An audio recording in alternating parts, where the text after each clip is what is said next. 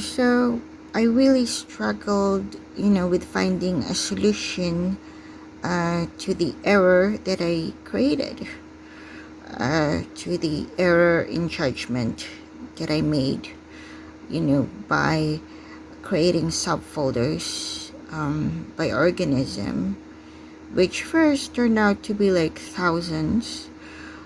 So many, like the Uniprot P, and it's probably going to get larger, have so many species, so many strain, like thousands, and that was a wrong call for me to further subdivide it by XO, by organism number. And I think I did ask ChatGPT if that would cause an issue in terms of retrieving the files, and it said that no, it would be just quick, even though there's subfolders. But then when I actually did it, it really made it very slow. Like the first one that I presented,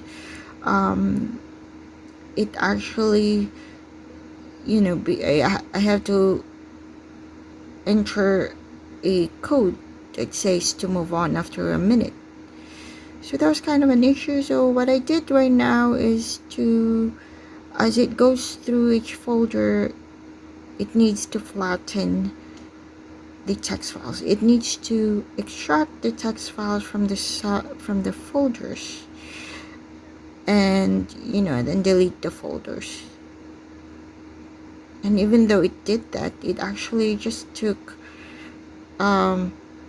less time than the first presentation. And I have also the first version of the dashboard, and also I was able to get all, there's nothing missed, like I got all the data, and the next time, and after that's done, or like if I completed the other simulation, because right now I think I'm only at the around 70,000 in Unipart P. So moving forward, there's not going to be a OX folders. It's just going to be flat, environment, percentile. So, so that's been decided. So, it will, as I try to complete the database, it's just going to be those two folders, those, hierarchy. So it's only those hierarchy. So now it does take a bit of time, but not so much, and everything is complete. And the next time, and then, if we try to retrieve it again, because it's been flattened, it's actually quite quick. It can quickly, because it's not going through every folder, it's now able to just grab all the file names. So that's it. And so I'm still able to fix the wrong decision I made by doing that.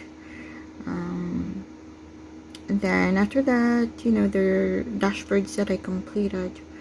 So the next dashboard would be more information about the environment itself, the descriptions, and then you have because it's already been recorded, you don't have to run a simulation. It will just return what was recorded, like the summary of the data, the base scores, percentiles, the number of proteins per percentiles, the most common organisms, or things like that.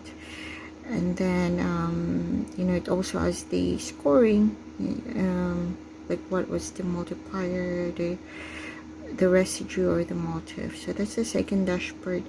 The third dashboard would return the actual list.